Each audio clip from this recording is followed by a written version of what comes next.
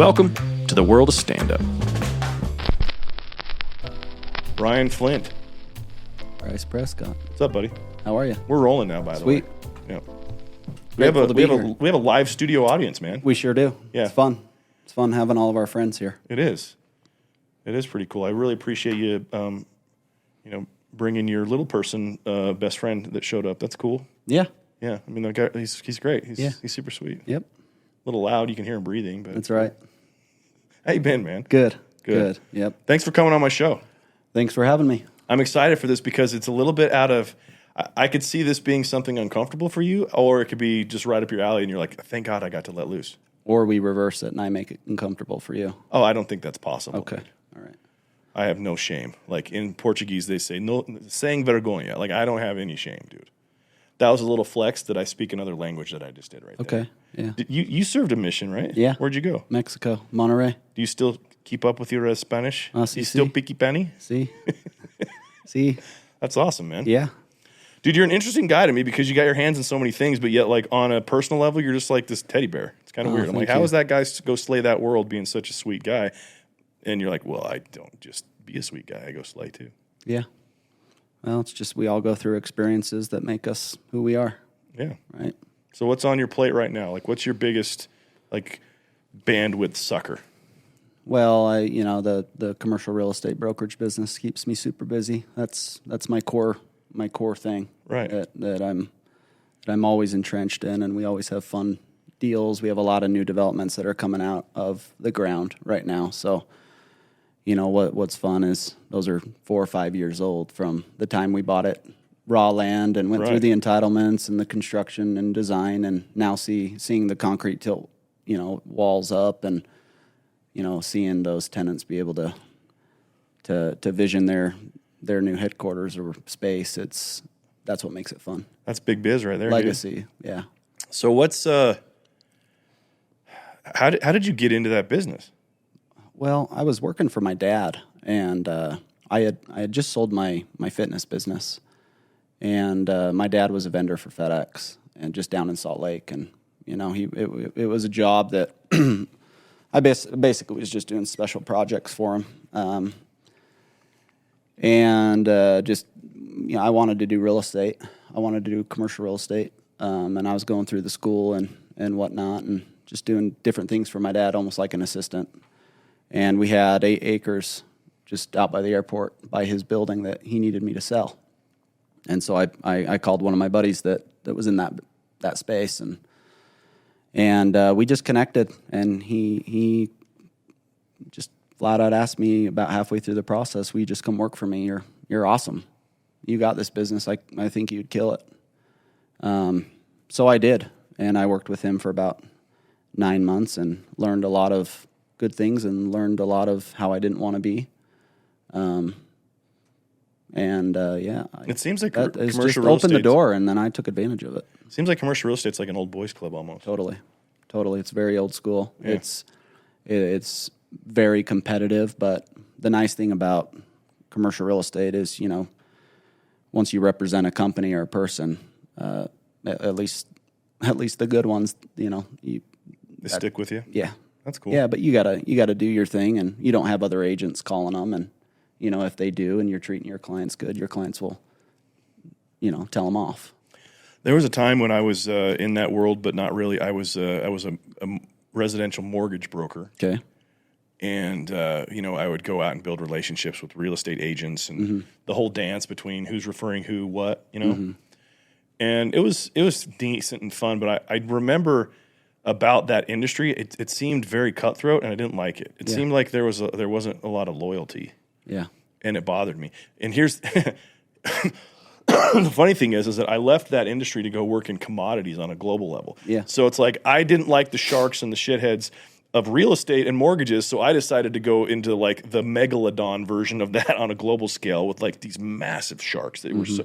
I wasted so much of my time trying to close deals in an international space. Yeah. Burned through all my money. Like it was not a fun time. Yeah, it's a hard business. A lot of people look at it like, the X amount of deals and this money, and it's not like that. Yeah.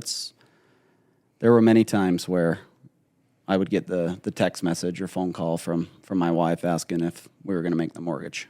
You know, and I'm working 20-hour days, literally from sun up to sundown, and it's hard. But you got to grind, and it is cutthroat, and it's very old school. You know, a lot of my competitors are my dad's age.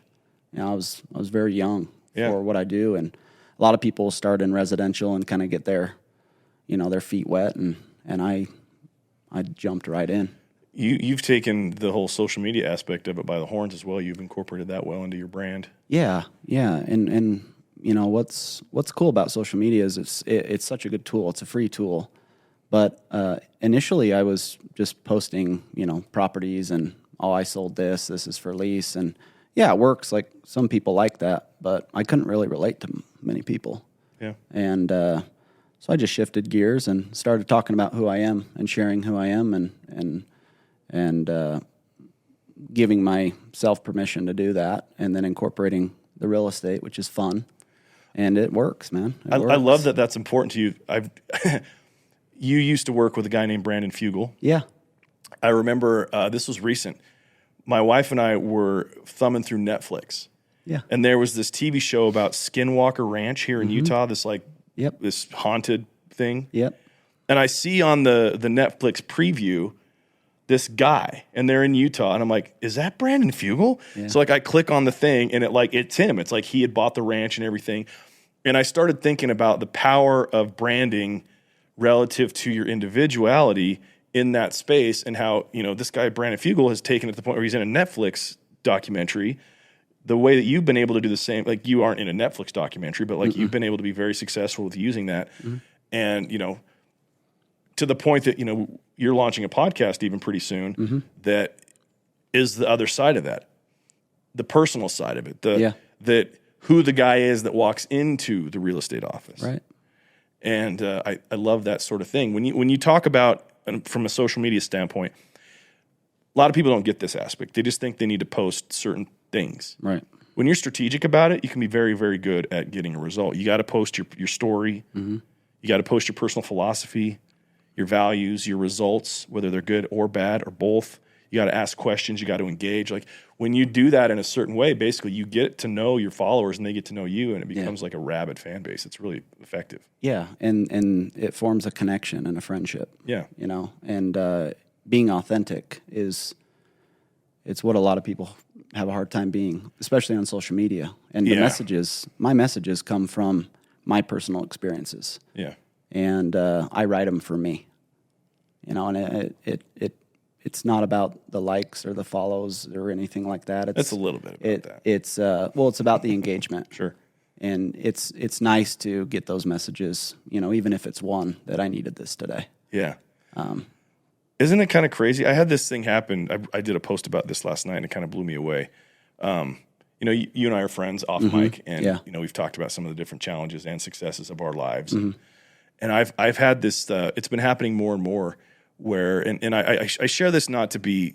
I'm not being braggadocious. I'm just being. I'm being real about my own experience.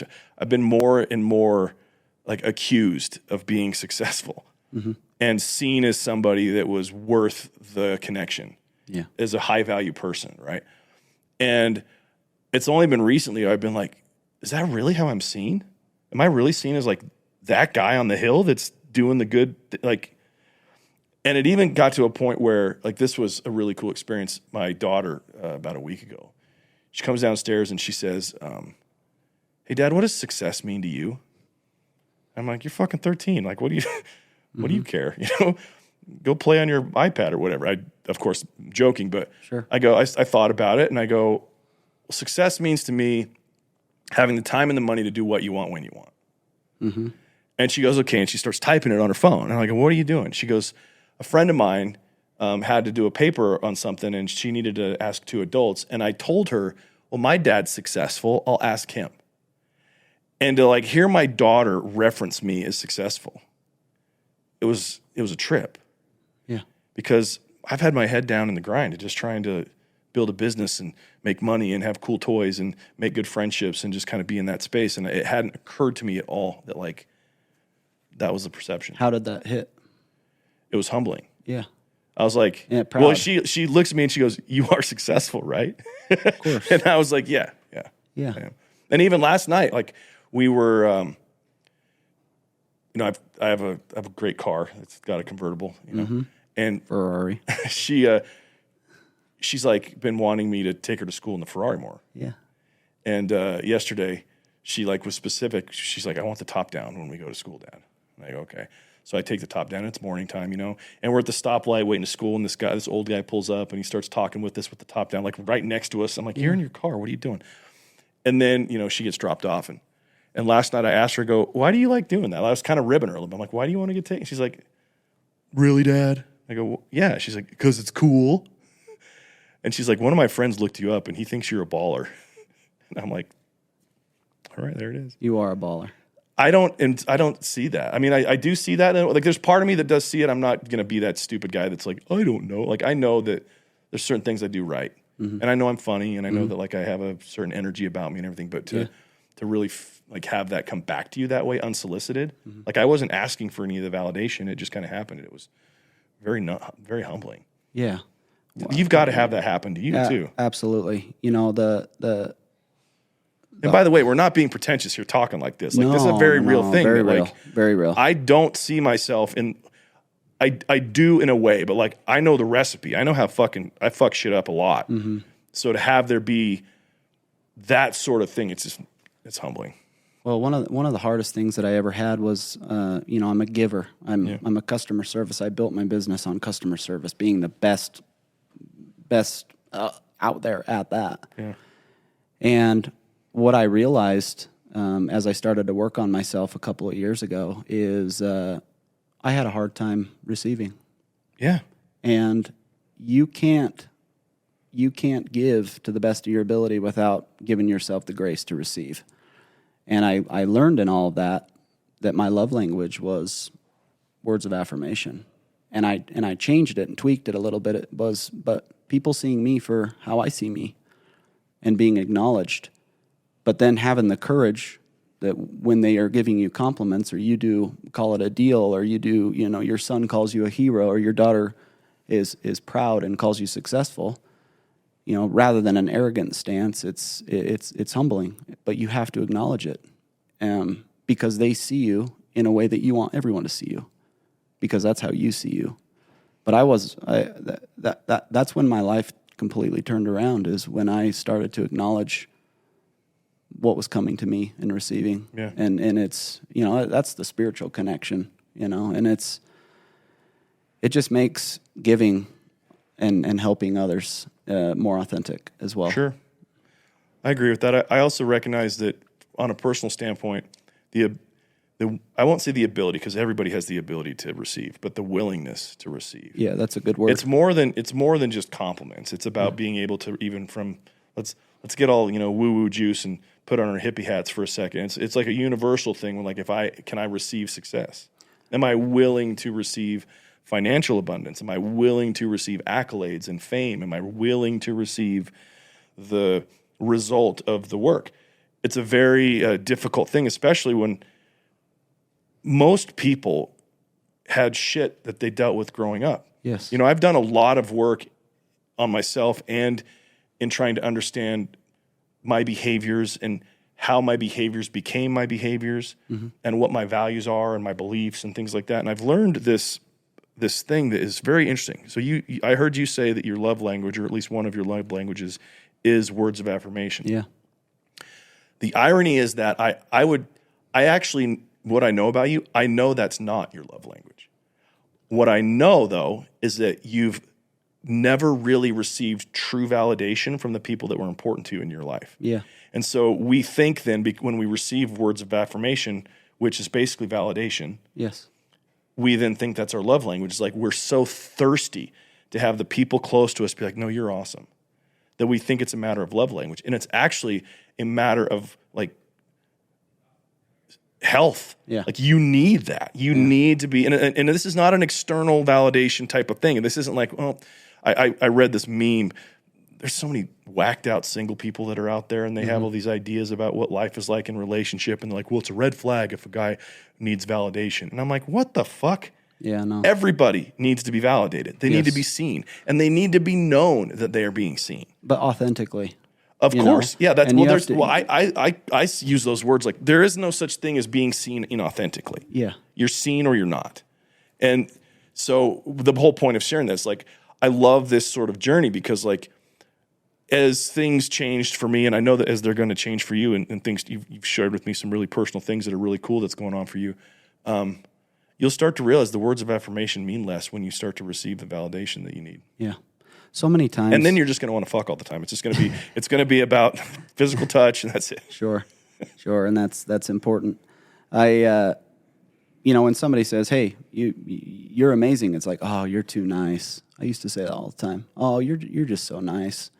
But now when they say it to me and I believe it, and I know that they mean it, and it takes courage for them to say that to me, I do my best to acknowledge it and say, "Thank you. Thank you. I work really hard." Yeah. Don't give the message of, "Oh, you have no idea what I do for you." Start showing them and telling them what you do for them, because you're validating yourself, and it's given me kind of an more open heart to receive that love, because I'm exuding it like crazy. Yeah. But I block it off and I have my gates up, and it's because the people that I want that acknowledgement from so much it doesn't come in. And then the external people that maybe, are just clients or an arm's length friend that you don't see very much validate you. There's like that jealousy that goes on with the people that you want that validation. Like, "Oh, why do you talk about them? Why do you care so much about them? Why is it always brought up at our table?" It's, well, you would too. That if maybe it's 50% my fault that my guards are up. Am I seeing that? But it's yes, it's affirmation, but honest to goodness, it's just being seen and heard and felt and acknowledged, and you just have to reciprocate it too. Of course. That's important. It's been really, really life-changing for me. That's so great, man. Yeah, because I feel like I can relate and I can connect with people that are vulnerable and are open up to me. I can share because I was there. Yeah. It's my avatar that we're talking about. I'm super grateful for it. Well, I'll give you props on this. We work on your podcast together. Yep. And this was, a month or two ago. I can't remember exactly when it was, but like, it was a rough day for me. I was having some challenges with my wife, and I didn't know how to kind of handle it, and my energy sucked. And we showed up to the thing, and you sensed it, and you're like, "Hey, let's just talk, man. We can." And you were like my friend in that moment. You were somebody that cared about me as a person, even though you have been paying me for help with what we're doing. You put that down for a second, and it was something where it allowed me to have like a third party. You don't have a dog in the fight of me and my wife. You don't care. Right. You're looking out for both of us, Mm-hmm. and because you know both of us and you're friendly with both of us. And so it really meant a lot to like have that moment of where like I could just like let it down, because I know that something that happens to me, and I want to get your take on this too if it happens to you, because of how giving we are, it makes it more difficult to receive. And on top of that, it oftentimes makes it awkward for people to want to give to us. Not that they don't want to give, but they just don't know. They're like, "That guy's got everything." They don't know how. They don't know how. Yeah. And they minimize what that would be to somebody, and so they don't do it. And then we're on the other side of it, internalizing and like, "Well, we don't matter. It doesn't make a difference to anybody." When there's like all this residual value and love that's being spread that we don't ever hear back about. And that's okay. Like, I'm not making some sort of like, "Please love me more." Mm-hmm. But it's a very real thing that like you have to handle that. Have you experienced that too? Absolutely. And my problem was I didn't communicate it. I mean, the greatest conversation was when I said, "Hey, I give you permission to love me. Yeah. I give you permission to see me. I want you to see me." Are you talking to yourself at this point, or are you talking to I'm talking to my wife. Okay. I'm talking to my close relationships. I'm talking to my parents, right? Because there's always been a guard. There's always been a push away. There's always been a scarcity feeling that they're going to hurt me, right? I'm working on myself so much that I'm vulnerable. I'm sensitive. And I try to be the tough guy, but what I've learned is, man, some of the toughest guys are the ones that are the most vulnerable and open and honest with themselves. And that's been big for me, and it's been big for my relationships that are close to me, saying, hey, I give you permission to see me. I want you to see me. If you don't see me, let's communicate about it. Yeah. Right? We just always stop and run. Like we talked about, you read the first chapter and you close the book. Like usually there's so much hardship that goes on in that first period. You just got to work through it. And the end will it's either way, whether you stay together or not, it should end up in a win-win situation. I mean, that brings up an interesting perspective related to honesty within a relationship. I don't fully believe any one person ever truly seeks to be a dishonest person, even though they might omit or outright lie about certain things that are important to them. And that concept always intrigued me. It's like, well, what makes somebody lie? What makes me lie? Because I've lied. I've had times where I was completely dishonest. Sure. To people really close to me. Right. About very important things. It's like, well, what about that is? And it came to me. People are dishonest when they fear the outcome of what the truth would bring. Yeah. I was just going to say that. It's not that they fear the truth. They fear the reaction to the outcome. Yeah. Yes, without understanding, because again, they usually put their guard up the minute that they hear anything bad. Yeah. Right? And you never get an opportunity or grace to work through it and explain yourself. And it's not that you're defending yourself. It's that you're being truthful to yourself through that person. Yeah. Right? And it's the reaction of the outcome. It's not the truth. Okay, so I have a scenario I want to poke at you because I don't get this thing. Okay. You've seen the new Top Gun? I love it. It's the best movie of all time. It's so great. It's so good, man. If you don't like Top Gun, you can suck a dick, all right? Because it's the best movie of all time, all right? I just want to make sure that's clear. Can we make a clip of that? I want to use that in promo land. All right. So, spoiler alert for Top Gun right now. We're going to talk about details. So, for the 6 of you on this planet that haven't seen it, you can mute it. All right. Top Gun. Part of the story there is you have Maverick and the relationship that he had with Goose's son, right? Mm-hmm. And we learn in the movie that Maverick had pulled Goose's, or his name's Rooster in the movie, yeah. Rooster's Naval Academy paper, so he couldn't be in the Navy and couldn't be a pilot when he applied. Right. And it caused Rooster, who's played by Miles Teller, to completely resent Maverick, and he had this huge thing. And he also kind of hated him because he blamed his dad's death on Maverick, right? From the first Top Gun. If you haven't seen the first Top Gun, I got a question. What are you doing? Yeah. Not living life. You're not. What? Can you give me the address of the rock you live under? Okay. Mm-hmm. Now, so there's this whole dynamic, right? There's a scene where, towards the end, when they're getting ready to do the thing, where Maverick is, Pete Mitchell he's in bed post-coital with Penny, the love interest in the thing, and she's questioning him about, because the part that Rooster didn't know was that it was his mom that wanted Maverick to pull his papers because he didn't want him to fly. Mm-hmm. She wanted to stop him from being a pilot. His mother, who had lost her husband, engaged her husband's best friend to do this thing that really hurt his son, mm-hmm. right? And they're talking, and she's like, why don't you tell him that? And he goes, well, he doesn't have to resent her. He can keep resenting me. He was protecting this character in the movie against the truth. Yeah. Because he didn't want it to taint how he looked at his mother. Right. And I was sitting there bothered by that. I'm like, who the fuck cares? It's true. Know that about your mother. It's going to sting, and that sort of quandary, I want to get your take on that. Like, who's right in that situation? Would it be right to tell the truth about his mother because it then allows for the relationship to truly be based on actual understanding of what really happened? Or is his protection of that information the move? Because it allowed him to kind of maintain this sort of deification of his mom who'd passed away. God,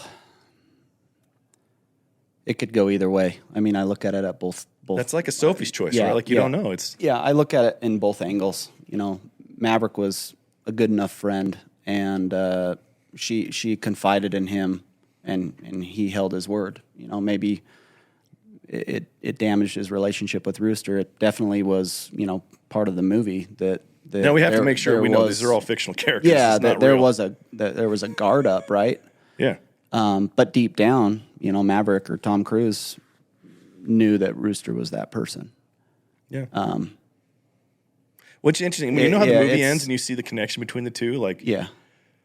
and again, this is a movie. Yeah. But the story is so good. But the story, so you wonder if, like, as they're reconciling, and they have had this, like, they have a trauma bond now. They have this death experience that they both got out of. Yeah.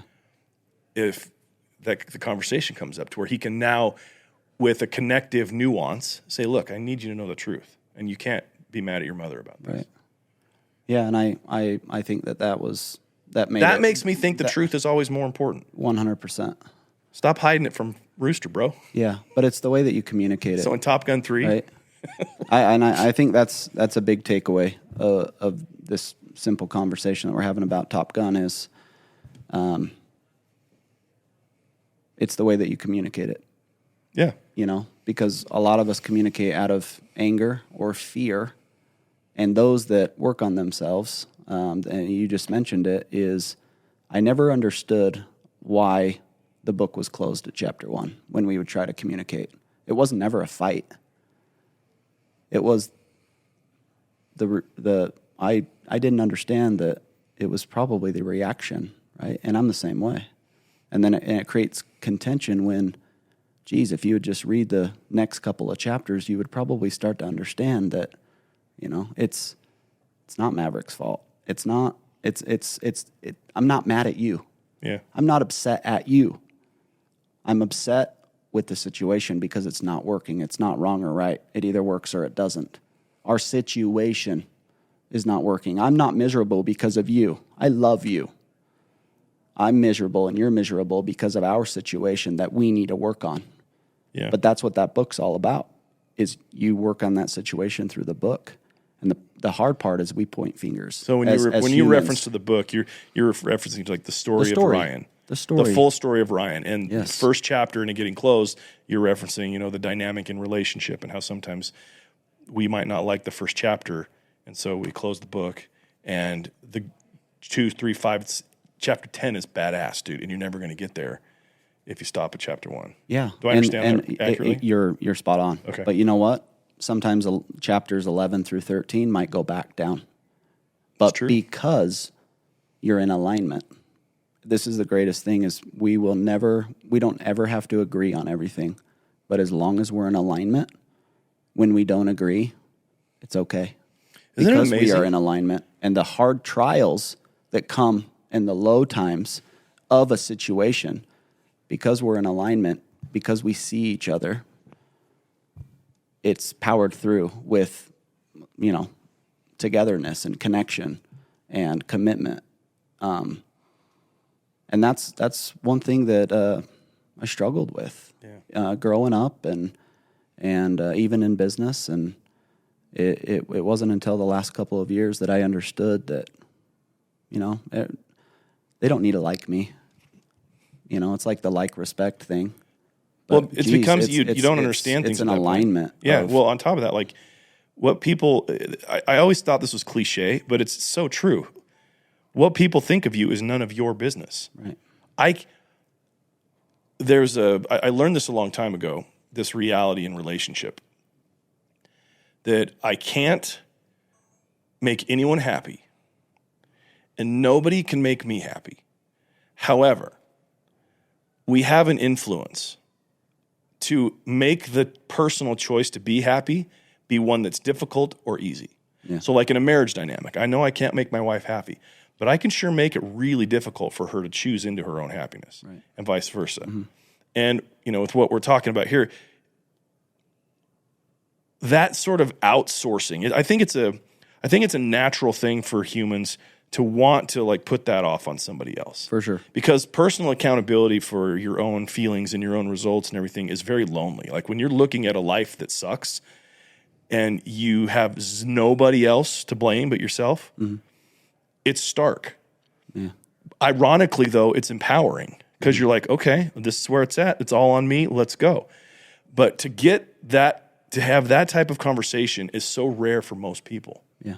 They want to say it's because of the market or my mom was this or I can't, my boss sucks, whatever. They have all these like excuses that, again, have nothing to do with anything because they're just kind of shirking that off. Yeah. And then furthermore, in the dynamic behaviorally within a relationship, like we internalize this. I know that, for my wife and I, some of the biggest challenges that we've had to overcome was misunderstandings of intent. Yes. Like she would do something and I would internalize it as something that was lack inside of me. Yeah. Where I would think, oh, she's not attracted to me, she's not into me, she's judging this or whatever. And when we were able to get to the bottom of it, she's like, those are none of those things. I had this thing going on and it just this, and we were so far apart based off of true misunderstandings of what the actual thing was.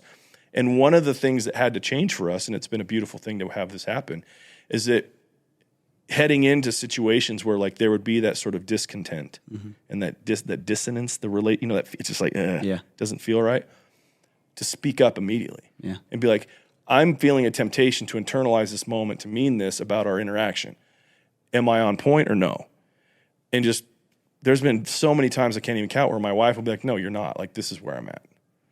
But it takes a certain level of honesty to be able to do that. And it's vulnerable too, to be like, yo, I'm thinking, woman, you ain't into me right now, and it kind of hurts my feelings. Can you help me? And then have her be like, oh, yeah, that's not it at all.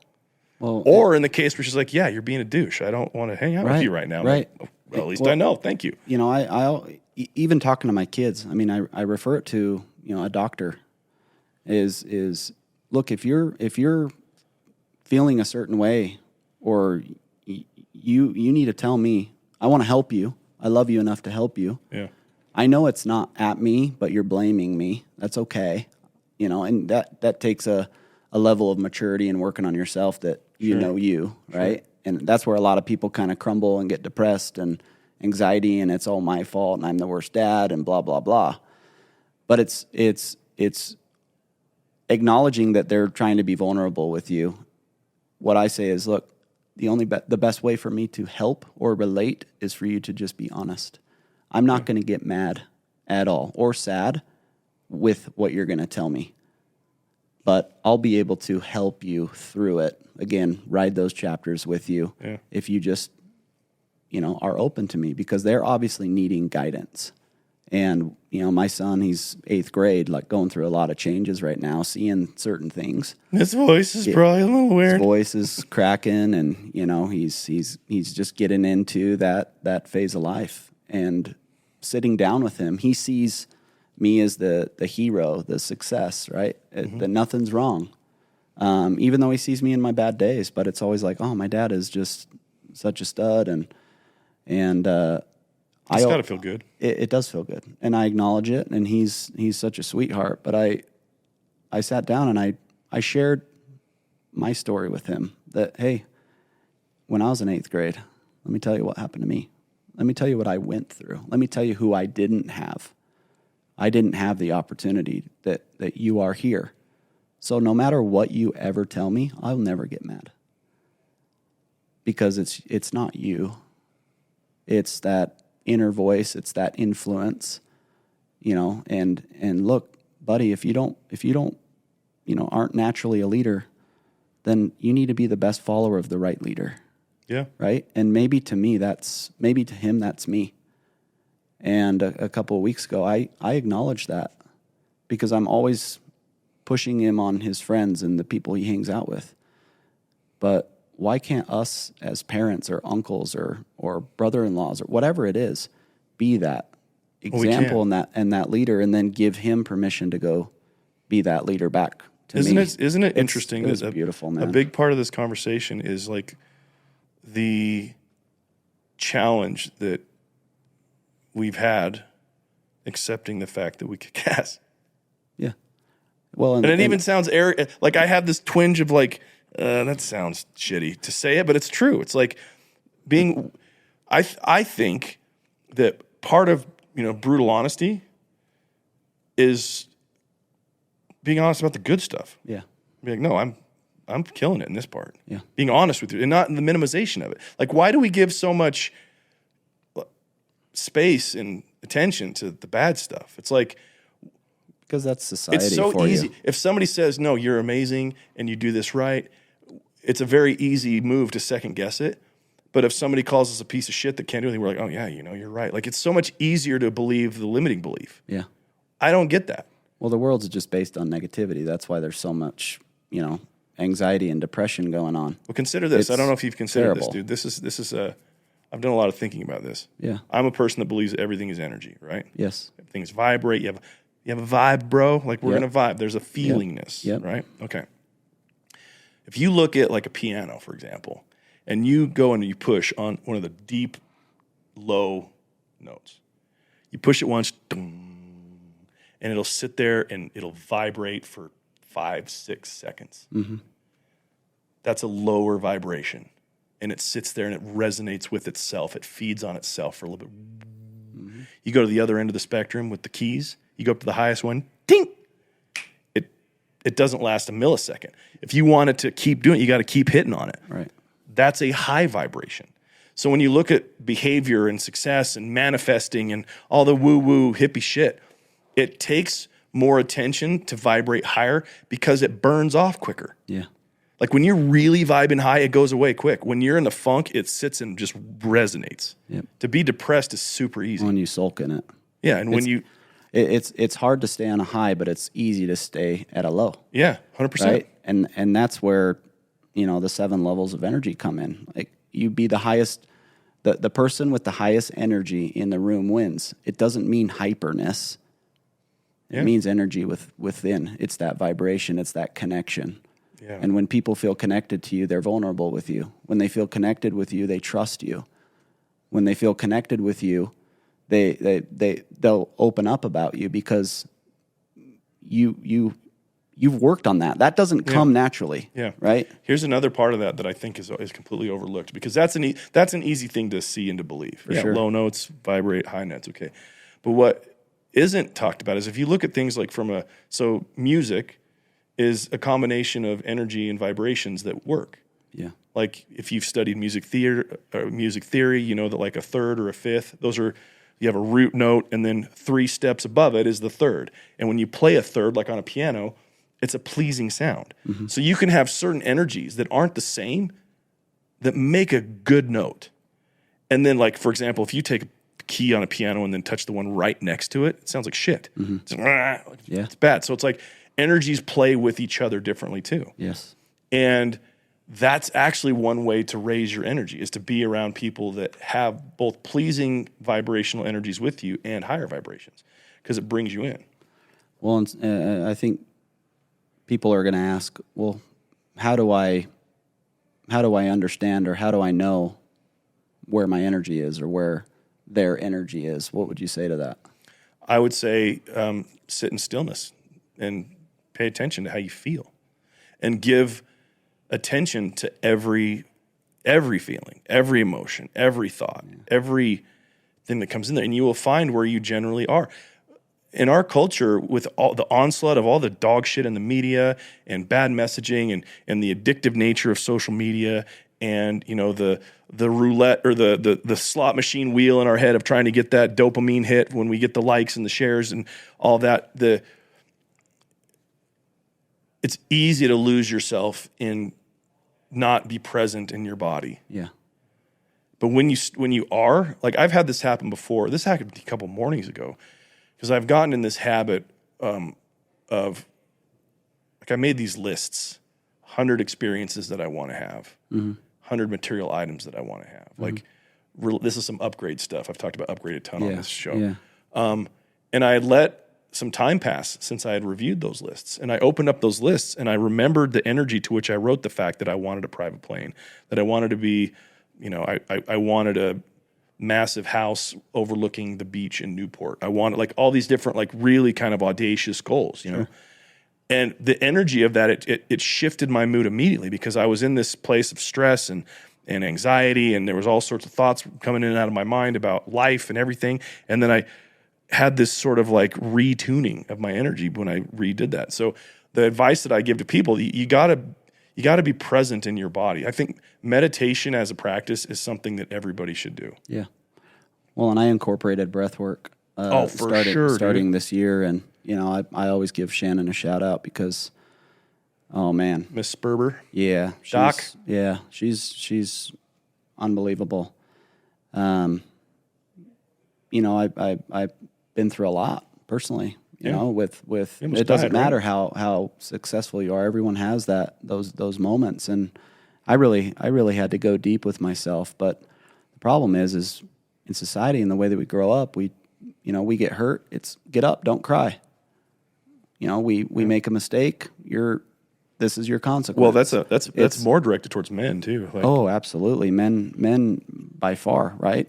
And what I learned with her was, I hadn't cried in 15 years. Not Really? one tear. Not if How's that a friend possible, would dude? die, because I was shut off. It wasn't even just like a guard that was up.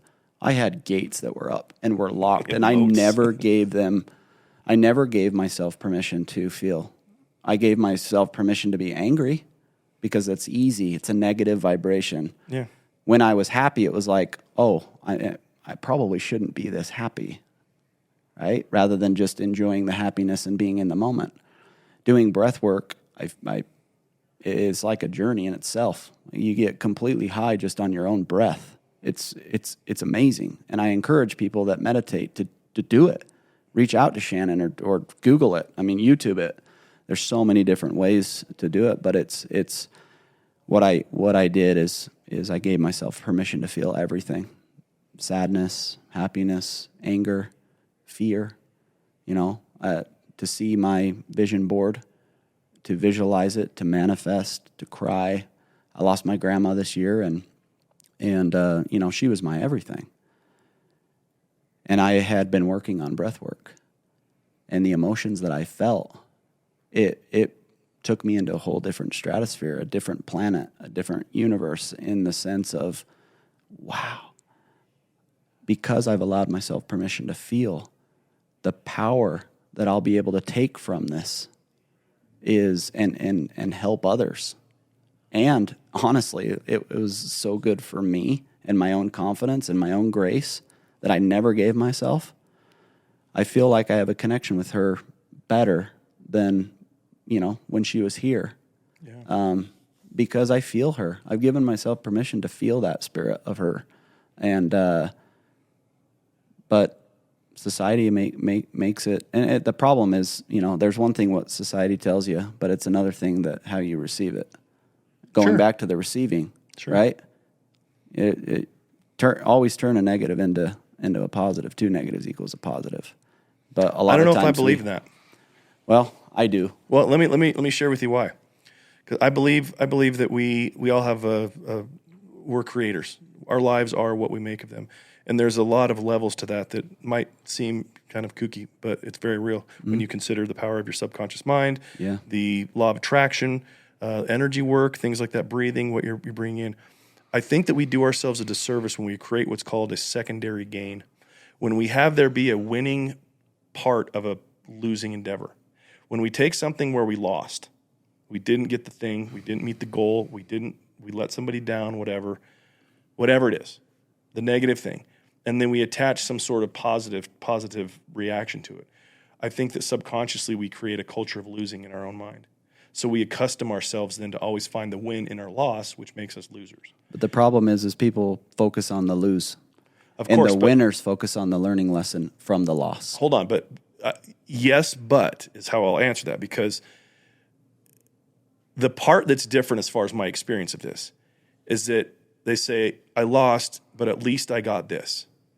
And it becomes like they're trying to twist it into a positive. Instead of saying, because it's semantics, it's very, very specific, but words matter. Like how we talk to ourselves matter. Mm-hmm. So if we say then, you know what, I shit the bed on that one. Here's the thing. What I'm going to take from this is I'm going to recognize that I missed the mark there, and I have to own the fact that I missed the mark. And there's a residual that came of this, and I'm going to choose to have this experience be something that I glean from it, but I'm not connecting the two. Yeah. I'm not connecting the win to the loss, because what you'll always lose. Yeah. But in an ironic way, you should do that when you win.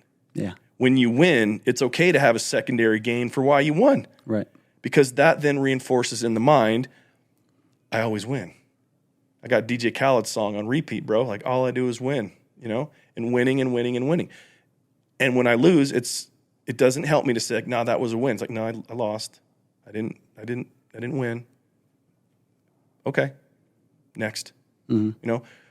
We try to, as humans, we try to find definition and reason behind our losses. And I think what it does is it fortifies the fact that we just didn't miss the mark.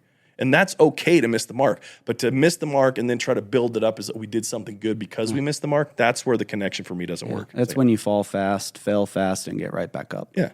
And again, it's a learning lesson. And you learn from your wins, but you need to give yourself grace when you win. And a lot of us are almost timid or scared to show that we win. Right? It's like the flex. Well, and the reason why is because it gets rejected. Like, there's been so many times. There's jealousy. Yeah, I've seen your comment section sometimes. Like, some people show up in a hateful way when you're describing a win. And so even though that's one Cheeto-fingered dude that's talking shit on your thing, it's truly irrelevant. Yeah, you just feel bad for him. It does not matter. But in our mind, we're like, and it changes our experience if we let it. That, you hit it right on the head. If we let it. Dude, one of my favorite people is a guy named Keith Yackey. He's awesome. I produce his podcast, Married Game. You should check it out. And he's just one of the best dudes ever. Yeah. He has some pretty controversial stuff that he talks about when it comes to monogamy and his marriage and relationships. And when trolls show up in the comments of his stuff, he just agrees with them. Yeah. He's like, no, you're right. That's so great for you. And they're like, what the fuck? Well, they don't know how to handle it. There's no defense. And he goes, it makes me so happy, Bryce. Like, he comes at it because he's done some comedy as well. Like, he has a really funny mind, and he'll be like, it just makes me happy to like sit there to like turn it back. I'm like, yeah, you know what? You're right. And this troll's like, what? It's like acknowledging their bad so comments. Annoyed that they didn't get the. What's cool is the reason that Keith is like that is because the work he's done on himself, and the love that he has for himself, that it's almost a comedy, right? And he basically empowers them not to. They're arguing with themselves at that point. Well, he exposes that immediately, and it's why they don't ever come back and be like, what? Like, it's brilliant. If you think want about the reaction. It only happens because he's in a position to do that. He does not internalize or take personal any of that stuff, and that's awesome. Yeah. That's a sign. It's a good learning lesson for all of us. A man that has a strong mind. But that's interesting. Giving ourselves grace to win is good, and also from the friend side is you'll start winning a lot more when you're shopping with your friends. The more that my friends are proud of me when I win and happy for me, the more abundance there is in the world. And it goes vice versa. Like there's people in this room right now that I love seeing them win because I've seen them at the bottom. I've seen them struggling, and we can relate to that because I remember those days for me. And if it wasn't for a couple people in my life that believed in me, because I didn't believe in myself, I wouldn't be where I'm at. Yeah. But the problem is our arrogance oftentimes get in the way, and we need to remember those people, and that's why in my business in commercial real estate, the word of mouth spreads. I get to pick who I want to work with. I want to go shopping with my friends because I can tell them that does not look good. That is not a good fit. That is not good for your business. That's not good for your growth. And I'm looking out for them, not just for the temporary gain for me. I'm looking out for them because I want to be a part of that legacy forever. Yeah. And it's a beautiful thing, but you also have to look in the mirror and say, I'm proud of you, man. Like, don't treat people like you would want to be treated, even when you're not there. Yeah. And I love it. It's important. I love that, man. I think that's a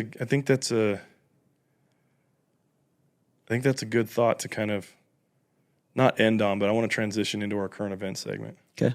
Because I think we're going to talk some mess now. Okay. Okay. What you got, producer?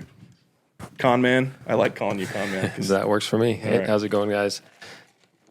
I just got to say I'm lucky to be in the room with both of you. Put your shirt back on. That's weird, dude. Whatever it takes to win. Yeah. Right? I'm going to kind of pivot. Just because I know you both personally and I get to call you friends. If you guys can start all over from scratch, go back to like 20 years old, what would you do with your life? Would it be where you're at right now, or would you pursue something completely different? I'll let you go first on that one. Oh my goodness. I would be doing exactly what I'm doing. But what I would have done differently is I would have worked on myself earlier.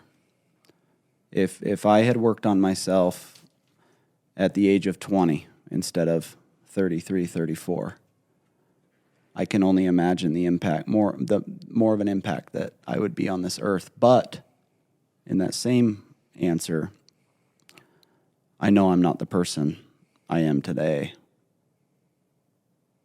if it wasn't for what I've been through. Because I've been scraped through the street a lot, and a lot of it's my own fault. Yeah. But I'm just grateful for good friends and good people, and I'm grateful for me having the courage to get up and keep fighting and keep fighting and keep fighting, no matter how many times I could have given up. So that 20-year-old version of you'd done the same thing, basically? You like where it's at? And I just would have wished that I worked on myself earlier and given myself permission to feel everything that I feel now, because it's because of how I am with myself is how I can protrude that energy in the world. And I'm not for everybody. Everyone's not for me. But the one that I am, the people that I am for and the people that are for me is so powerful. It's like pure love. That's an interesting question because when I was 20, I was living in Brazil. I was a Mormon missionary at the time. And a lot of the decisions that I made, I got married 5 weeks after my mission. Horny bastard. It's fucking stupid, dude. And I mean, I got 2 beautiful daughters out of it, but like that relationship has been a thorn in my side, even to this day, Mm-hmm. And so if I don't know how to answer the question. It's not a reality that I could change anything, obviously, but if I could change anything, I think that I would, in like a sense, if I could go back and talk to that kid, Mm-hmm. I think I would tell him, I'm like, bro, you're so much more lovable than you're giving yourself credit for. You're so much more talented than you're seeing. Yeah. Like my parents were poor and of little influence, and I had a girlfriend before I went on my mission her family was really involved and great, and everybody got good grades, and they were all beautiful, and tons of money and position in church, and like I wanted a piece of that, and I think that was one of the things that I was attracted to about her was the idea of like just that sort of family, and being part of that, and the woman that I married had the appearance of that as well, like this like sort of stalwart church family that had all this. And I would tell that kid to, give your decisions some time. And I don't know where it would lead me because there's a couple of key things that if they would have looked a little different, it would have put me on a completely different trajectory. Now, having said that, I love my life. There's certain things, I'm not one of those idiots that's like, I don't have any regrets, man. That's bullshit. There's certain things and I'm like, you know what? I really wish I hadn't done that. But at the same time, like I can recognize like I am accumulation of all my experiences and my thoughts, and I kind of like where things are now, and so I just get to be cool with that. Instead of like trying to revise it or make it something that it wasn't or wish it was different, I just be like, I'm gonna put it down. I like who I am today. I like where I'm going. I like the trajectory and what's possible, and we'll see. I love that. So that's kind of that. That's my take on that. You got to provide Kleenex here for everybody.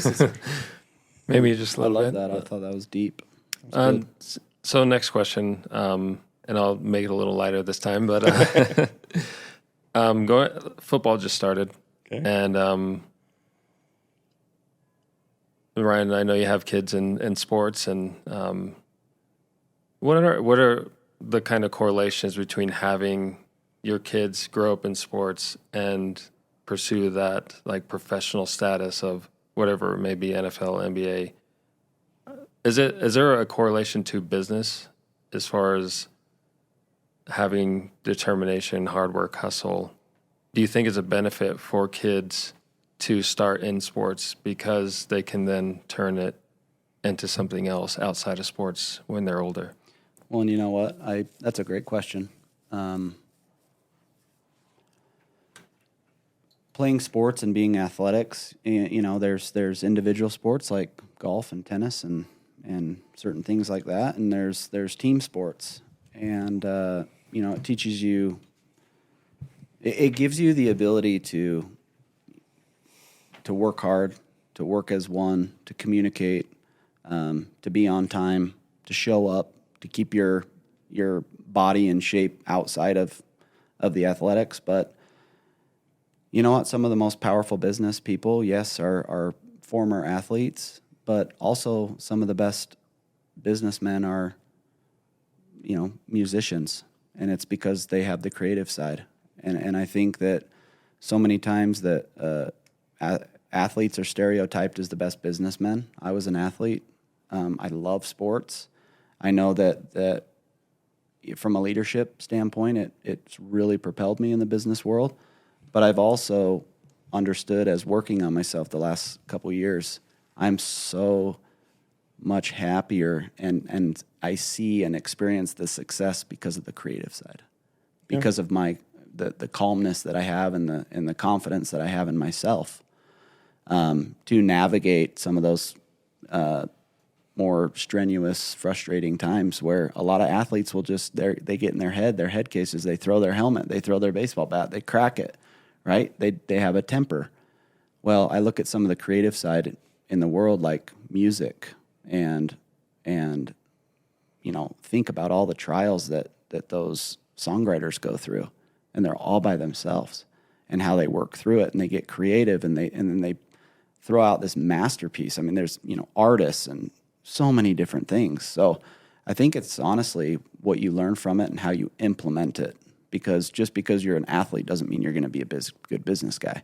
I know a lot of former athletes that don't do anything with their lives because they were entitled and enabled, and if things didn't go their way, they gave up rather than just push through. So I think there's a creative side, but yeah, I mean, when it comes to athletics or anything that you do, it's about how you take it and run with it and apply it, implement it.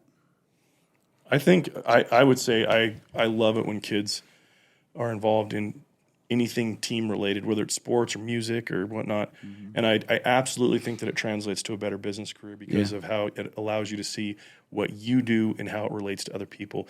When you are a member of a team, and whether it's football or basketball or soccer or whatever it is, even golf as an individual sport, you can be on a golf team and your performance matters. It affects those around you. Yes. And when kids especially can see that, they can see there's a very nuanced lane of you're the man, you handle your own, you're accountable for you, especially in sports. Like, I got to hit the foul shots. Yeah. I got to make sure I'm D'ing up on my dude. Like, there's a certain amount of personal responsibility that I have towards the bigger picture of the team. Mm-hmm. And when you see how that plays into it, affects how you look. For me, I'm the same way. I was both a musician and an athlete. Mm-hmm. And I see it that, like, I learned a lot about the dynamic of interpersonal relationships because of team sports. Mm-hmm. And I think it's huge. I think that I want people that understand how teams work, because it's like I said, this lane. It's like, I know what I got to handle, but I also recognize that I have an influence on you. Yes. And you have an influence on me. Yep. If you don't D up and I got to handle, I'm getting double teamed now. Hey bro, knock it off, And that's a very businessy thing too. It's how, it affects how you work with business partners and clients and things. And you step up for each other. Sure. You think about defense in basketball. If somebody gets beat, you don't let them lay it up. Yeah. That guy's got to rotate and step up. And then it's the next guy that has to rotate problem over. Solving. It's like understanding your role. and then modifying that as need shows. Like all of those are complete successful principles in business. Yeah, you're spot on. Except for like 4-year-old soccer, because they're just following that thing around like it's it doesn't matter. I love that. What else you got, buddy? Hey, one more. Okay. Do you want to make up for yesterday's video and talk about a certain someone that passed away? Sure, we can do that. Kind of a redeeming video this time around. I'm not redeeming anything with that bitch, but So just to for those who didn't know, yesterday Queen Elizabeth passed away, and the horror. Oh. So how do you feel about the whole situation of people idolizing celebrities? And we know that a lot of celebrities and a lot of famous and powerful people aren't always what they are in front of cameras, and how do you feel about that? Well, it sucks the Queen died because, actually I don't know why it matters other than it's a corrupt, it's a meaningless monarchy. It's stupid. Why we give a shit about those people? It makes a bunch of pedos in that group too, which kind of grosses me out. I guess the comment that I have is don't let what you do affect who you are. Yeah. And a lot of times those celebrities get so entrenched with what they're doing and the fame that it changes who they are to the people that matter most. I think that happens a lot less than we think, and this is kind of where I'm going with that. And this, I don't want to, please forgive me for my flex here, but in comedy, I've been able to like make friendships and work with some of the biggest comedians on the planet, and I've seen them in the green room, behind the scenes, as a dude, as a woman, whatever, as a person, and they're just people. Yeah, they're just people. They just did something that a lot of people like, and those people then want a cut, if you will, of what they're doing. They want to be at the shows. They want to buy the merch. They want to be in that world. And a lot of times, I've seen this happen firsthand with people that I know. Their behavior is misconstrued to mean one thing, and then this whole picture gets painted about who they really are, and the reality is nothing like it. Yeah. And they have to deal with the haters and the trolls that believe this nonsense about them when it's not even remotely true. Right. I mean, you and I both have a personal friend. It's not like Sean is a celebrity, but Sean Whalen had that deal with the FTC. He had the FTC come in. He was out of compliance for 6 weeks, had to pay a massive fine, had a whole big deal. And all these articles started coming out that he was ripping people off and that he was defrauding people, that he was removing claims of made in China. And he's like, he's never bought T-shirts from China. They were all from Nicaragua. Like the whole thing was spun out of control. And he even went on the record saying, like, this is the reality of it. I have this video that posted here, and nobody cared. Yeah. And it became a thing where it's like, that right there is somebody that was close to me. I'm like, how crazy is it that people can have such a vested interest in somebody they don't know? Yeah. For hatred or disdain, or they want to watch him fall. And so, like, with a lot of the celebrity stuff, I see that as a real thing. Sometimes they're legit pieces of shit. Like, let's be real. For sure. Humanity has a spectrum. You got good people and you got all the people down at the bottom that are not good. And so I know that those people exist, and a lot of them have fame, and they've lied, and the reality of who they are is hidden from the public. That's a truth. Well, and as you were talking about, Sean, he came in my mind too, because his online persona is bold. Yeah, but it's his brand. Lion's not sheep. He's the lion. He's the leader of the pack. But getting to know him as a friend, a genuine friend, he is one of the most genuine, loving, charitable, kind, giving, there for me in some of my deepest times, just there to embrace me and love me as a friend and cheer me on, and grateful for my success. And man, when that FTC thing came out, I said I was with him that day, and with him and Sachs and his team in the conference room, and he knew this, but I knew all it was is just an opportunity for him. Yeah. It was an opportunity for him, and the way that he handles his life and the way that he is as a person and a man, his exposure just helped him. Yeah. It didn't hurt him. Yeah. You know, it was the haters and the jealous people that were the one throwing the darts, but it was the people like he is to us behind the scenes that kept telling him, we love you, we're here for you, we know, we got you, you know, keep going, keep going, keep going. And he's normal, you know, he's a man's man, but he is a normal human that feels and loves and one leg at a time. And he's been there for me so much. So yeah. Well, dude, I like think, that comment. I think that it's kind of flip-flopped in a way. It's like when somebody gets demonized like that in the media, I automatically be like, well, what's the full story? Yeah, yeah. And inversely, when somebody's held up to be this perfect person that's flawless, I'm like, fuck that guy, dude. Like, I think he's full of shit. There's something missing. Yeah, for sure. And I'm usually proven right when it comes down to it. But we all have our stories, and it's oftentimes we and I've been guilty of this too. Oftentimes we just, you know, we want people to see our best. Yeah, the highlight reel. But exactly. But you know, it's where the real connection comes in is when you can actually relate to others. Yeah, relatability is like a superpower. Yeah, it's a superpower because then that there's a feeling. It's like a culture. What's a culture? Culture is a feeling. Friendship is a feeling. And it's so powerful in sports, business, you know, life, marriages, relationships, and that's when you can be vulnerable knowing that that person loves you and is there to embrace you, not judge you. Yeah. I love it. Yeah. I think that's a good way to end this thing, man. Yeah. Thanks for having me, bro. Dude, Ryan Flint, where do people find you? On social media, or you can just Google me. I'm sure my contact's out there somewhere. That's the first time I've had a podcast. You'll find me. If you want to find me, Google. you'll find me. That's awesome. Yep. Okay, well, friends, you know the drill. If you got anything good out of this, please share it. Please subscribe to the YouTube channel. If you're willing to go leave us a rating and review on iTunes, we'd appreciate it. There is a link at bryceprescottcomedy.com that takes you right to that place. We're trying to grow our tribe here. We think we've got something special here. We have a good laugh and talk about some important stuff. And so I'm asking you guys to stand up too. So please do that. Anyway, thanks again, buddy. Thank you. See you, man. See ya.